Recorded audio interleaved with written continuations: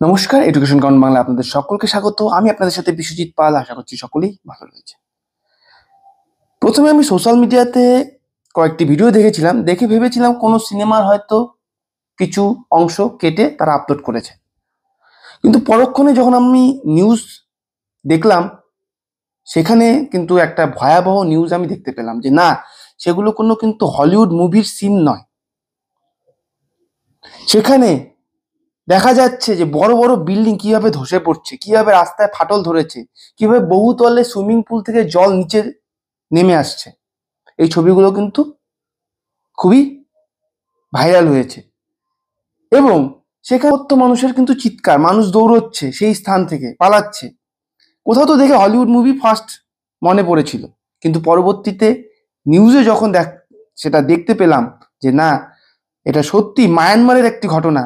অর্থাৎ মায়ানমারে এক ভয়াবহ ভূমিকম্পে এই বড় বড় বহুতল বাড়িগুলো, বহুতল বিল্ডিংগুলো কিন্তু ধসে পড়েছে এবং পুরনো ঐতিহ্যশালী কিছু মন্দিরও কিন্তু, যেটা দীর্ঘদিন ধরে, বছরে শত শত বছর ধরে সেখানে দাঁড়া হয়ে আছে, তো সেই মন্দিরগুলোও কিন্তু ভেঙে গেছে, ধ্বংসস্তূপে পরিণত হয়েছে। তো এই বিষয় নিয়ে আজকে আলোচনা করব। তো কিভাবে এই ভূমিকম্পের সৃষ্টি হয়েছে, কোনটা মেন সোর্স ছিল এবং হতাহতের পরিমাণ কি বর্তমানে রয়েছে, কতটা রয়েছে, সরকার কি পদক্ষেপ নিয়েছে এবং অন্যান্য দেশের মধ্যে আমাদের ভারতের কি পদক্ষেপ রয়েছে, সমস্ত কিছু নিয়ে কিন্তু আজকে এই ভিডিওতে আলোচনা থাকবে। তো অবশ্যই ভিডিওটিকে সম্পূর্ণ দেখবেন। যারা চ্যানেলে নতুন রয়েছেন, এখনো চ্যানেলটিকে সাবস্ক্রাইব করেননি, অবশ্যই সাবস্ক্রাইব করে দিয়ে পাশে তো বেল আইকনে অল নোটিফিকেশন ক্লিক করে দেবেন, যাতে করে পরবর্তী সকল আপকামিং এই ধরনের ইনফরমেটিভ ভিডিও নোটিফিকেশন আপনারা সবার আগে পেয়ে যান। ভিডিওটি ইনফরমেটিভ মনে হলে লাইক করবেন আর আপনাদের বন্ধুদের সাথে শেয়ার করবেন, যাতে তারাও এই ধরনের খবরের সাথে, এই ধরনের নিউজ, এই ধরনের তথ্যপূর্ণ ভিডিওর সাথে অবগত থাকতে পারে। আপনাদের মতামত অবশ্যই কমেন্ট সেকশনে জানাবেন। এই ছোট্ট ছোট্ট পদক্ষেপগুলো আমাদের আরো সুন্দর সুন্দর ভিডিও তৈরি করতে উৎসাহ যোগাবে। আর ইউটিউবের অ্যালগোরিদম, আমি বারবারই বলি যে ইউটিউবের অ্যালগোরিদম কিন্তু আপনাদের এই পদক্ষেপের উপরই, ছোট ছোট পদক্ষেপগুলো, ছোট ছোট স্টেপের উপরে কিন্তু কাজ করে। তো চলুন কথা না পারি আমরা সরাসরি টপিকে চলে যাচ্ছি। তো মায়ানমারে একটি শক্তিশালী ভূমিকম্প আঘাত করেছে এবং সেখানে হতাহতের পরিমাণ বর্তমানে কিন্তু দেখা গেছে। এই যে শক্তিশালী মায়ানমারে যে ভূমিকম্প দেখা গেছে, তার ভূমিকম্পের রেশ পার্শ্ববর্তী দেশ, এছাড়াও থাইল্যান্ড এবং চীনেও কিন্তু অনুভূত হয়েছে এবং আমাদের ভারতবর্ষের নর্থ ইস্টার্ন যে স্টেটগুলো রয়েছে সেখানে কিন্তু হালকা অনুভূতি সেখানেও দেখা গেছে। তো সেখানে মেজর ড্যামেজ দেখা গেছে, বিপুল পরিমাণ ড্যামেজ, যেখানে এই ভয়াবহ ভূমিকম্প হয়েছে। স্বাভাবিকভাবে সেখানকার জনগণ এখন আতঙ্কিত অবস্থায় রয়েছে, কারণ এত বড় একটা ক্ষয়ক্ষতি এবং অনেকেই তার প্রিয়জনকেও হারিয়েছে। থাইল্যান্ড এবং ভারতের কিছু অংশে কিন্তু এই ভূমিকম্পের কম্পন অনুভূত হয়েছে। সিএনবিসি রিপোর্ট অনুযায়ী এনসিএস সাজেস্ট করেছে যে এই যে মায়ানমারের আর্থকোয়াক, সেটা যে শুধু একবার হয়েছে এমনটা নয়। দেখুন, এই যে মায়ানমার, এটা কিন্তু একটা ভূমিকম্প প্রবণ এলাকায়, প্রায় এখানে ছোট ছোট ভূমিকম্পে ছোট ছোট কম্পন অনুভূত হয়, কিন্তু এই যে কম্পন, এটা কিন্তু একটা ভয়াবহ আকার ধারণ করেছিল। এবং কি কারণে এই কম্পনের এই যে মাত্রা, ক্ষয়ক্ষতির মাত্রাটা এত বেশি হয়েছে, প্রবাহ মাত্রাটাও এত বেশি ছিল, এই কম্পনের যে তরঙ্গ দৈর্ঘ্য, তরঙ্গ মাত্রা, তো সেটাও কিন্তু বিপুল পরিমাণ ছিল। তো সেটা কি কারণে আমরা পরবর্তী স্লাইডগুলোতে জানবো। তো এই যে কম্পন শুধু যে একবার হয়েছিল তা নয়, একাধিকবার এই কম্পন সেখানে অনুভূত হয়েছে। সেখানে দেখা গেছে প্রথমে 11:15 অর্থাৎ 50 সকাল 11:50 অনুভূত হয়েছে এবং তারপরেও একাধিকবার হয়েছে। আর 11:50 যেটা অনুভূত হয়েছে তার তীব্রতা ছিল সব থেকে বেশি। কোথাও বলছে যে 7.5 ম্যাগনিটিউড, আর কোথাও বলছে 7.7 ম্যাগনিটিউড রিক্টার স্কেলে। তো যেখানে 5 ম্যাগনিটিউডকেই বলা হয় বিপদ সীমার উপরে, সেখানে কিন্তু 7.5 কি ভয়াবহ কম্পন সেখানে হয়েছে বোঝাই যাচ্ছে। আপনারা ভিডিওগুলো দেখলে বুঝতে পারবেন যে কি হারে বিল্ডিং গুলো ধসে পড়েছে এবং কতটা হারে এই বিল্ডিং গুলো দুলছিল এবং রাস্তার ইলেকট্রিক পোল থেকে শুরু করে রাস্তা ধসে যাওয়া সমস্ত কিছুই কিন্তু দেখতেও পাওয়া গেছে সেই ভিডিওগুলোতে। এই যে ফার্স্ট অনুভূত হয়েছে 11:50 সকাল, এবং তারপরে কিন্তু 12:02 অর্থাৎ তার 10-12 মিনিট পরেই কিন্তু আফটার শক যেটাকে বলা হয়, সেখানে কিন্তু আবারও আর্থকোয়াক হয়েছে, এবং যার ভূমিকম্পের মাত্রা ছিল, কম্পনের মাত্রা ছিল 7.0 ম্যাগনিটিউড। এবং তারপরে আবারও আরেকটি অনুভূত হয়েছে, সেখানে যার এই যে কম্পনের মাত্রা ছিল 5.0।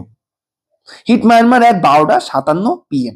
ঠিক ফার্স্ট কম্পনের 1 ঘন্টা পরেই কিন্তু এই 5.0 ম্যাগনিটিউডের কম্পন অনুভূত হয়েছে, যদিও 12 মিনিট পরেই কিন্তু তার সেকেন্ড কম্পন অনুভূত হয়েছে সেখানে, যেটা সেই 7.7 এর পরে আবারও 7 পয়েন্টের মাত্রায় কম্পন অনুভূত সেখানে হতে দেখা গেছে। তো বারংবার এই কম্পন সেখানকার মানুষদেরকে কিন্তু স্বাভাবিকভাবেই মানসিকভাবে একটা আতঙ্কের সৃষ্টি করেছে। এবং 1:07 PM আবারও একটা কম্পন দেখা গেছে, যার ম্যাগনিটিউড ছিল 4.9 ম্যাগনিটিউড। তো সেখানে যে একবারই শুধু কম্পন হচ্ছে এমনটা নয়, একাধিকবার কম্পন হতে দেখা গেছে। এই যে আর্থকোয়াক, এর ফলে বিপুল পরিমাণ ধ্বংসাত্মক পরিস্থিতির সৃষ্টি হয়েছে মায়ানমারে, এবং বিভিন্ন বিল্ডিং, বড় বড় বিল্ডিং কমিউনিটিস সেখানে ভেঙে গেছে। ঠিক আছে, এবং সাধারণ মানুষ কিন্তু একটা প্যানিকের মধ্যে রয়েছে বর্তমান সময়। আর এই যে কম্পনের ভয়াবহতা, কম্পনের ইম্প্যাক্ট শুধু যে মায়ানমারের মধ্যে সীমাবদ্ধ সেটা কিন্তু নয়, থাইল্যান্ডের লোকেরাও কিন্তু এই কম্পনের অনুভব করেছে, এবং সেখানেও বর্তমানে জনগণ কিন্তু প্যানিকে রয়েছে। The tremor even caused water to splash out the swimming pools। তো আমি যেটা বললাম যে বিল্ডিং এর উপরে, ট্যারিসের উপরে যে সুইমিং পুল গুলো সেখানে ছিল, সেই সুইমিং পুল থেকেও কিন্তু জল নিচে পড়তে দেখা গেছে বিভিন্ন ভিডিওতে। এই যে ডেডলি আর্থকোয়াক হয়েছে মায়ানমারে, সেখানে যে রেস্কিউয়ার্স রয়েছে তারা সার্চ করছে, বর্তমান সময়েও তারা উদ্ধার কাজ চালিয়ে যাচ্ছে। এখনো পর্যন্ত যে পরিমাণ, যে বড় বড় বিল্ডিং গুলো ভেঙে পড়ছে সেখান থেকে কিন্তু এখনো উদ্ধার কাজ সম্পূর্ণভাবে করা সম্ভবই হয়নি। এখনো কিন্তু অনেকেই হয়তো ভাবা হচ্ছে যে সেই যে ধ্বংসস্তূপের নিচে কিন্তু এখনো প্রচুর পরিমাণ লোক এখনো চাপা পড়ে রয়েছে। এখন লাস্ট পাওয়া তথ্য অনুযায়ী বলা হচ্ছে যে 1600-এরও বেশি ইতিমধ্যেই প্রাণ হারিয়েছেন। 1600 জন মানুষ এখনো ইতিমধ্যে প্রাণ হারিয়েছেন, এটা কিন্তু বলা হচ্ছে। এবং ইউএস জিওলজিক্যাল সার্ভে এস্টিমেট করেছে যে এটা 10,000 পর্যন্ত বাড়তে পারে। তো এটা একটা ভয়াবহ, একটা কিন্তু বলতে পারেও যে এই দশকে সব থেকে একটা ভয়াবহ ভূমিকম্পের মধ্যে একটি। ফরেন এইডস, বিদেশ থেকে সাহায্য আসছে, এবং the first overseas support has been arrived after the ruling military government made a rare plea of help. তো বর্তমানে যে শাসন চলছে, যে সরকারি মিলিটারি গভর্নমেন্ট, তাদের পক্ষ থেকেই প্রথমে সাহায্য চলছে সেখানে বর্তমান সময়ে, এবং এই চাইনিজ টিম সেখানে উপস্থিত হয়েছে শনিবার দিন সকালবেলা। এবং according to state media, while India has Saint a rescue and medical team along with the urgent aid. এবং ভারতও কিন্তু চীনের পাশাপাশি তাদের রেস্কিউ টিমকে সেখানে পাঠাবে, মেডিকেল টিমকে সেখানে পাঠিয়েছে, এবং সেখানে ইতিমধ্যে আর্জেন্ট এইড অর্থাৎ আর্থিক যে সহযোগিতার প্রয়োজন রয়েছে সেটা কিন্তু ভারতের পক্ষ থেকে সেখানে প্রদান করা হয়েছে। এই যে ডিজাস্টার হয়েছে, ডিজাস্টারের রেসপন্সে কি কি চ্যালেঞ্জ আসছে মায়ানমারে, যেটা এশিয়ার একটি poorest nation, reeling from the civil war sparked by the 2021 military কো।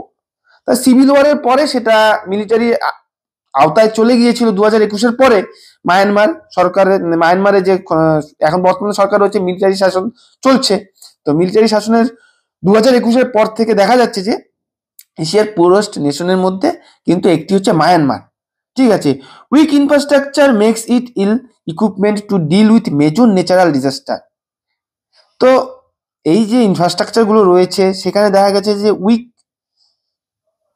ভাবেই কাজ হয়েছে, মানে খুব যে শক্তিশালী ইনফ্রাস্ট্রাকচার সেখানে তৈরি করা হয়েছিল এমনটা নয়। ফলে কি হয়েছে, এই কম্পনে সেটাকে আর ধরে রাখতে পারেনি, এই কম্পন সেই ইনফ্রাস্ট্রাকচার। তো এটা কিন্তু একটা বড় একটা দিক সামনে উঠে আসছে।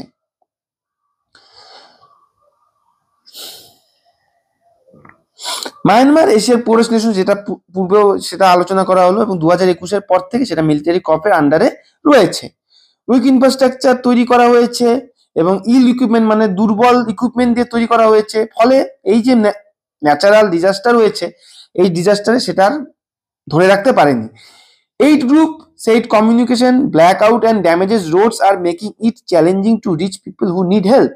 তো এই যে ভূমিকম্প, এর ফলে কি হয়েছে, সেখানে রাস্তাঘাটও কিন্তু ধসে গেছে। ফলে সেখানে যে একটা আর্থিক সাহায্য পৌঁছে দেওয়া, মেডিকেল সাহায্য পৌঁছে দেওয়া এবং রেস্কিউ টিমকে পৌঁছানো, সেটা কিন্তু খুব সহজ হচ্ছে না। এটা কিন্তু একটা কঠিন পরিস্থিতির সম্মুখীন হতে হচ্ছে অন্যান্য দেশেদেরও এবং সেই দেশেরও।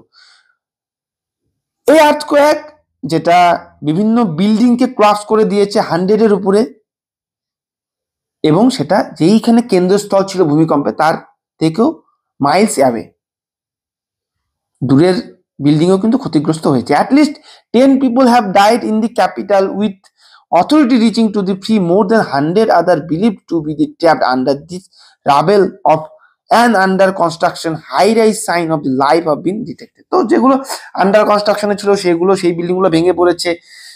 তো 10 জন পিপল ইতিমধ্যে মারা গেছে। তো সেটা পূর্বের তথ্য বলছে, কিন্তু এখনো পর্যন্ত তথ্যে বলে ইতিমধ্যে কিন্তু চলে এসেছে যে 1600-র উপরে লোক তারা প্রাণ হারিয়েছে, এবং অ্যাজিউম করা হচ্ছে যে সেটা 10,000-এর উপরে পৌঁছবে। তো বোঝাই যাচ্ছে যে কি ভয়াবহতা সেখানে দেখা গেছে। তো আমরা যদি এখন জানতে চাই যে এই আর্থকোয়াকের মূল কারণ কি, আমরা জানি মূলত আর্থকোয়াক কি হয়, আমাদের পৃথিবী, আমাদের যে ল্যান্ড রয়েছে, পৃথিবী পৃষ্ঠ রয়েছে, সেটা কিন্তু কয়েকটি প্লেটে বিভক্ত রয়েছে। তো এই প্লেটগুলো যখন কি হয়, একটির উপর আরেকটি উঠে যায়, মানে দুটো প্লেট যদি এরকম করে থাকে, তারপরে মনে করুন আমরা কি, আমাদের মানুষ আমরা নড়াচড়া করি, আমাদের শরীরের যে অঙ্গ প্রত্যঙ্গ রয়েছে সেগুলো কিন্তু অনেক সময় কি হয়, একভাবে থাকতে থাকতে জং ধরে যায়, কি না? তারপর যখন আমরা নড়াচড়া করি তখন ঠিক জায়গায় আবার শরীরটাকে ফ্রি হয়। তো এরকমই কিন্তু পৃথিবী পৃষ্ঠে প্লেটের ব্যবস্থা রয়েছে। তো এই প্লেটগুলো যখন একটি আরেকটির উপরে উঠে যাচ্ছে তখনই কিন্তু এই কম্পন অনুভূত হচ্ছে, আবারও যখন সঠিক জায়গায় আসছে আবার সেই আফটার শক অনুভূত হচ্ছে, এবং বারংবার হওয়ার ফলে এই ভূমিকম্প তীব্র আকার ধারণ করেছে। এবং এটা যেহেতু অগভীর একটা ভূমিকম্পের উৎসস্থল ছিল, ফলে ক্ষয়ক্ষতির পরিমাণটা বেশি হয়েছে।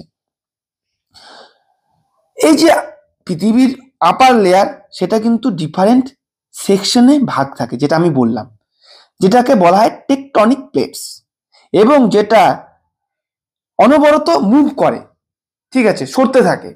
তো আমরা যদি দেখি যে আমাদের পুরনো ম্যাপগুলোকে দেখি, ভারত প্রাচীন মানে হাজার হাজার বছর পূর্বের যদি ম্যাপগুলোকে দেখি, ভারতের আকৃতি কিরকম ছিল, অন্য পৃথিবীর যে মূল ভূভাগ তার আকৃতি কিরকম ছিল, দেখলে দেখা যাবে যে খুবই পুরোটাই আলাদা রকম ছিল।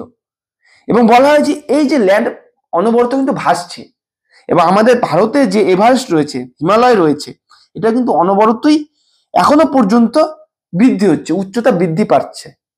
বলা হচ্ছে যে হিমালয় হচ্ছে ইয়াং এজে রয়েছে এবং এর বৃদ্ধি এখনো অনবরত চলছে, ঠিক আছে।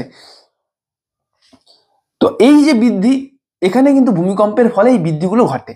কোথাও দেখা যায় যে ভূমি দেবে যায়, গর্তের সৃষ্টি হয়, আবার কোথায় দেখা যায় যে ভূমি প্রয়োজনীয় তুলনায় উঁচু হয়ে যায় এবং সেখানে পাহাড় এবং পর্বতের সৃষ্টি হয়।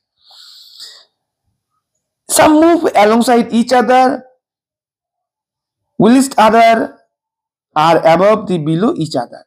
তো এখানে ওটাই বলা হচ্ছে যে একটি প্লেট আরেকটির উপরে যখন উঠে যায় তখন এই কম্পন অনুভূত হয়। ইট ইজ দি মুভমেন্ট, এটা হচ্ছে একটা movement that causes earthquake and volcano, যেটার ফলে কি হয়, ভূমিকম্প এবং আগ্নেয়গিরির অগ্নুৎপাত দেখা যায়। মায়ানমার, যেটাকে কনসিডার করা হয় to be one of the most geologically active areas to the world because it sites on top of the convergence of the four of these tectonic plates, যেমন Eurasian plate, Indian plates, সুন্দা plates and Burma micro plates. এই প্লেটগুলো মানে 4টি plate এক জায়গায় যেখানে মিলিত হয়েছে, সেটাই কিন্তু এই মায়ানমারের কেন্দ্রস্থল, যেখানে এই যে ভূমিকম্পের উৎপত্তি হয়েছে, সেখানে কিন্তু এই 4টি প্লেটের সংযোগস্থল রয়েছে। ফলে কিন্তু এই ভূমিকম্পের মাত্রাটা আরো ভয়াবহতা আকার বেশি নিয়েছে। তো বলাই যায় যে এটা মায়ানমার হচ্ছে ভূমিকম্প প্রবণ এলাকা, ভূমিকম্প কোয়াক প্রন এলাকা এরিয়া।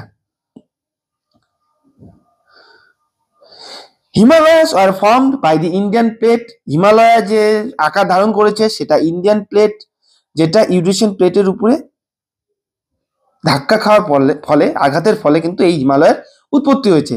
এবং 2004-এর সুনামিও কিন্তু এই কারণে হয়েছে, যেটা কিনা ইন্ডিয়ান প্লেট মুভ করেছিল বার্মা মাইক্রো প্লেটের সাথে, যার ফলে ভারতে কিন্তু সুনামি হয়েছিল 2004 সালে। আমরা কিন্তু এটাও জানি 2004 সালে সুনামি দেখা গিয়েছিল, আর সেই সুনামির কারণ ছিল এই ভারতীয় প্লেট এবং বার্মা মাইক্রো প্লেটের ঘর্ষণের ফল, ধাক্কা খাওয়ার ফলে। ঠিক আছে। Doctor Rebecca Bell, reader of tectonics at Imperial College লন্ডনের টেকটনিক নিয়ে যে গবেষণা, সেখানকার প্রফেসর ডক্টর রেবেকা বেল তিনি গবেষণা করেছেন এবং বলেছেন, said that the accommodate all of this motion falls cracks at the rock form which allow tectonic plates to the sideways. তো একই ব্যাপার বলছে যে ক্রমাগত প্লেটগুলোর মুভমেন্টের কারণেই কিন্তু এই ভূমিকম্পের সৃষ্টি। Early days suggest that the movement that caused Friday 7.7 magnitude earthquake was a strike slip where 2 blocks moved horizontally along each other. তো এই যে প্লেটগুলো মুভ করেছিল হরাইজন্টালি, এবং তার ফলে কিন্তু এই 7.7 ম্যাগনিটিউডের আর্থকোয়েক সেখানে অনুভূত হয়েছে। This align with the movement typical of the Sagaing fault. As the plates move past each other, they can become stuck, building friction until it's suddenly released and the earth shifted cause an earthquake. তো এটা কি হয়, plate এরকম থাকলো, যদি একটার সাথে আরেকটি ধাক্কা লেগে গেল, উপরে উঠে গেল, তারা আবার স্বাভাবিক পর্যায়ে যখন আসবে, এই যে উঠে যাওয়া আবার স্বাভাবিক পর্যায়ে আসা, এই দুই মুহূর্তেই কিন্তু ভূমিকম্পের আর্থকোয়েক অনুভূত হয়। তো ফলে কিন্তু এই আর্থকোয়েকের উৎপত্তি হয়েছে। তো আমরা যদি ম্যাপে দেখি, এই যে কেন্দ্রস্থল মায়ানমারের মান্ডালে কিন্তু মেন কেন্দ্রস্থল এই ভূমিকম্পে। তো এটা ছিল অগভীর ভূমিকম্পের কেন্দ্রস্থল, মানে এর গভীরতা কিন্তু খুব ছিল না, ফলে ভূমিকম্পের মাত্রা পৃথিবী পৃষ্ঠে অর্থাৎ মায়ানমারে বেশি অনুভূত হয়েছে। কেন্দ্রস্থলে তো অনুভূত হবেই, কিন্তু দেখা যাচ্ছে যে যেহেতু অগভীর ছিল এই ভূমিকম্পের গভীরতা, ফলে পৃষ্ঠতলে ভূমিকম্পের অনুভূতিটা বেশি হয়েছে এবং কম্পনের মাত্রাটা ম্যাগনিটিউড 7.7 হয়েছে। এটা কিন্তু একটা বড় কারণ এতটা কম্পন অনুভূত হওয়ার। এবং এই আর্থকোয়েক অনেক দূর পর্যন্ত অনুভূত হয়েছে। তার কারণ কি, এই আর্থকোয়েক যেটা বললাম যে 700 কিলোমিটার মাইলস মানে 450 মাইলস পর্যন্ত সারফেস থেকে হওয়ার কথা, কিন্তু এটা কিন্তু শুধুমাত্র 10 কিলোমিটার গভীর থেকেই, সারফেসের থেকে 10 কিলোমিটার গভীর থেকে এই ভূমিকম্পের উৎপত্তি হয়েছে। যেটা কিনা 700 কিলোমিটার গভীর থেকে হওয়ার কথা, সেটা শুধুমাত্র 10 কিলোমিটার, সারফেসের থেকে 10 কিলোমিটার গভীর পর্যন্ত হয়েছে। ঠিক আছে। তো ফলে এই আর্থকোয়েকের মাত্রা এতটা হয়েছে। ইট প্রডিউস মোর এনার্জি, ফলে এটার এনার্জিটাও বেশি ছিল পৃথিবী পৃষ্ঠে। অনেকটা অ্যাটমিক বোম ড্রপ হলে যেটা হিরোশিমা নাগাসাকিতে হয়েছিল, তো সেখানে অ্যাটমিক বোমা ফলে নিক্ষেপের ফলে যে কম্পনের এনার্জি সৃষ্টি হয়েছিল, তার থেকেও বেশি এনার্জি এখানে হয়েছে বলা হচ্ছে। এটা ইউএস জিওলজিক্যাল সার্ভে অনুযায়ী বলা হচ্ছে কিন্তু। ঠিক আছে। তো বিশাল বড় কিন্তু একটা ঘটনা ঘটেছে সেখানে, তাও সেটা ন্যাচারাল ডিজাস্টার। এই যে earthquake was because of the type of faults, said doctor Bell. তো বিভিন্ন ফল্টের কারণে এটা আর্থকোয়াক হয়েছে। দি স্ট্রেট নেচার অর্থাৎ চ্যুতি সরল প্রকৃতি, এর অর্থ হলো যে কি বৃহৎ অঞ্চল জুড়ে এই যে ভূমিকম্প সেটা ফেটে যেতে পারে, এবং চ্যুতির ক্ষেত্রফল যত বড় হবে এর ভূমিকম্পের মাত্রাও ততটাই কিন্তু বড় হতে থাকবে, অর্থাৎ বড় হবে। তিনি এই বলেছেন। ঠিক আছে, তো এরপরে দেখা যায় যে এখানে বলা হচ্ছে যে গত শতাব্দীতে এই অঞ্চলে 7 বা তারও বেশি মাত্রার, এই যে ম্যাগনিটিউডের কথা বলা হচ্ছে, বেশি মাত্রার 6টি ভূমিকম্প হয়েছে। অর্থাৎ গত শতাব্দী মানে 100 বছরে 6-এরও বেশি ভূমিকম্প সেখানে কিন্তু দেখা গেছে। 6টি বেশি ভূমিকম্প দেখা গেছে, যার মাত্রা ছিল 7 বা তারও বেশি। তো এটা ভূমিকম্প প্রবণ এলাকায়। This straight fault also mean a lot of energy can be carried down its length with extend 1200 kilometre south towards Thailand. থাইল্যান্ডের দিকে 1200 কিলোমিটার পর্যন্ত এটা কিন্তু এক্সটেন্ড হয়েছে কম্পন। ভারতের পক্ষ থেকে প্রধানমন্ত্রী তার কনসার্ন জানিয়েছেন এই দেশের জন্য, এবং রেসপন্স দিয়েছে। ভারতের পক্ষ থেকে ডিজাস্টার মেনটেনের জন্য ডিজাস্টার রেস্কিউ টিম পাঠানো হয়েছে, এবং প্রাইম মিনিস্টার নরেন্দ্র মোদী বিভিন্ন রকম সাপোর্ট, যেমন আর্থিক সহযোগিতা, মেডিকেল সাপোর্ট, সেটাও কিন্তু পাঠিয়েছে। সোশ্যাল মিডিয়ায় তিনি তার কনসার্নকে এক্সপ্রেস করেছেন, এবং সেখানকার সেফটির ব্যাপারেও যারা এফেক্টেড হয়েছে তাদের সেফটি নিয়েও প্রার্থনা করেছে।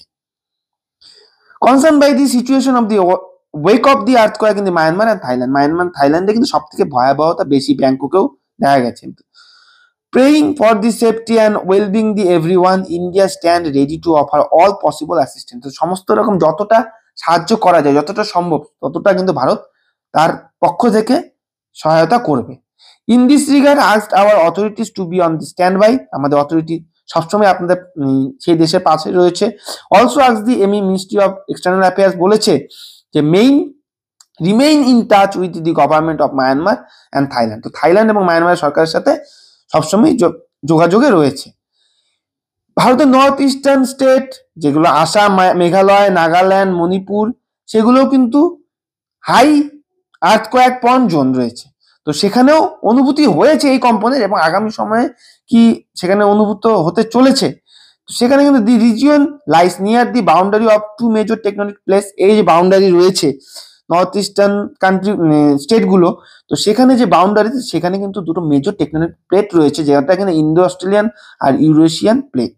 তো এই প্লেটে আর্থকোয়েকের রিস্ক রয়েছে, কিন্তু এই আর্থকোয়েককে কিন্তু আগের থেকে অ্যাজিউম করা যায় না। আগের থেকে যে কোনো বার্তা থাকবে এমনটা কিন্তু আবহাওয়া দপ্তরের পক্ষ থেকে কিছু বলা সম্ভব হয় না। তো ফলে কি এর ভয়াবহতাটা এবার বেশি দেখতে পাওয়া যায় অন্যান্য প্রাকৃতিক দুর্যোগের থেকে তুলনায়, যদি এর ভয়াবহতা কম্পনের মাত্রা বেশি থাকে।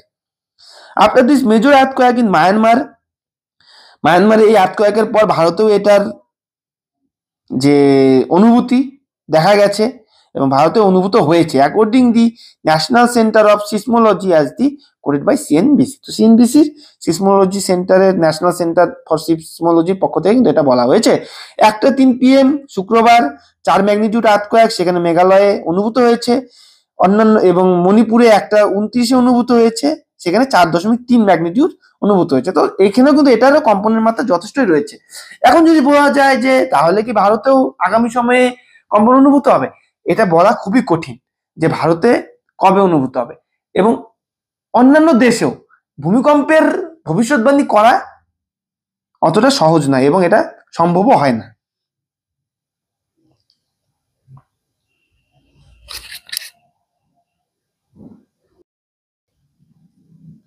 তো এই ছিল বিষয়, ভূমিকম্পের মাত্রা কতটা ভয়াবহতা ছিল, ভূমিকম্পের ভয়াবহতাটা কতটা শক্তিশালী ছিল মাত্রাটা। তো সেখানকার ক্ষয়ক্ষতি দেখেই কিন্তু বোঝা যাচ্ছে, যেখানে সেই দেশ অতটাও কিন্তু শক্তিশালী অর্থনৈতিক দিক দিয়ে ছিল না, তো সেখানে কিন্তু আবারও এরকম পরিস্থিতির পর সেই দেশ আর্থিক দিক দিয়ে কিন্তু আবারও ভেঙে পড়বে, এবং অন্যান্য দেশ যেখানে ভারত, চীন পক্ষ থেকে আর্থিক সাহায্য পাঠানো হচ্ছে এবং মেডিকেল সাপোর্ট পাঠানো হয়েছে, যতটা সম্ভব সেখানে সেই দেশের পাশে দাঁড়ানোটা প্রয়োজন রয়েছে বর্তমান সময়ে। তো দেখা যাক আগামী সময়ে কি হয়। এবং ক্ষয়ক্ষতির পরিমাণ বলছে যে আরো মৃত্যুর হারের সংখ্যা আরো বাড়তে পারে। তো প্রার্থনা থাকবে সবার, এই যে যারা প্রাণ হারিয়েছে তাদের আত্মার শান্তি কামনা থাকবে। তো আর কিছুই সেরকম কি বলি, তো খুবই একটা দুঃখজনক ঘটনা, প্রাকৃতিক দুর্যোগ। কিন্তু আমাদের কি হবে, আমি একটাই কথা বলবো, আমাদের কিন্তু এখনো সচেতন হওয়ার প্রয়োজন রয়েছে। যতই ভূমিকম্প হোক, কিন্তু এটা ভূমিকম্পের মাত্রা কমানো সম্ভব হয়তো থাকতো, কিন্তু আমরা কিন্তু প্রকৃতির সাথে প্রতিনিয়তই আমরা আমাদের মতন করে প্রকৃতিকে সাজাতে চাচ্ছি। আমরা ভাবছি যে প্রকৃতি আমাদের কথা মতন চলবে, কিন্তু এটা বাস্তব নয়। প্রকৃতি আগে এসেছে, আমরা পরে এসেছি। তো প্রকৃতি যেমন চাইবে আমাদের কিন্তু সেমন ভাবে থাকতে হবে। তো প্রকৃতিকে বাঁচাতে হলে প্রকৃতির মতন করে বাঁচতে হবে, প্রকৃতিকে আগে প্রায়োরিটি দিতে হবে। ঠিক আছে, নেচারকে আগে প্রায়োরিটি দিতে হবে। আমরা যতদিন না নেচারকে না বুঝবো ততদিন কিন্তু এরকম ভয়াবহ দুর্যোগের সম্মুখীন আমাদের প্রতিনিয়ত হতে হবে। ঠিক আছে, তো এই হচ্ছে বিষয়। তো দেখা যাক কি হয়। তো আজকের টপিক এই পর্যন্তই। অবশ্যই যারা চ্যানেল নতুন রয়েছেন চ্যানেলটিকে সাবস্ক্রাইব করে দিয়ে পাশে দেওয়া বেল আইকনে গিয়ে অল নোটিফিকেশনে ক্লিক করে দেবেন, যাতে পরবর্তী সকল ভিডিও নোটিফিকেশন আপনারা সবার আগে পেয়ে যান। এবং ইনফরমেটিভ মনে হলে লাইক করবেন, কমেন্ট করে যান আপনাদের মতামত। তো দেখা হচ্ছে পরবর্তী ভিডিওতে। সবাই সুস্থ থাকবেন, ভালো থাকবেন। আর যদি কোনো এই মায়ানমারে যে ঘটনা ঘটেছে এই রিলেটেড কোনো সাহায্যের জন্য এনজিও এগিয়ে আসে, যতটা পারবেন সাহায্য করবেন সেই দেশের জন্য। ঠিক আছে, তো চলুন পরবর্তী ভিডিওতে দেখা হচ্ছে। সবাই সুস্থ থাকবেন, ভালো থাকবেন। জয় হিন্দ, জয় ভারত।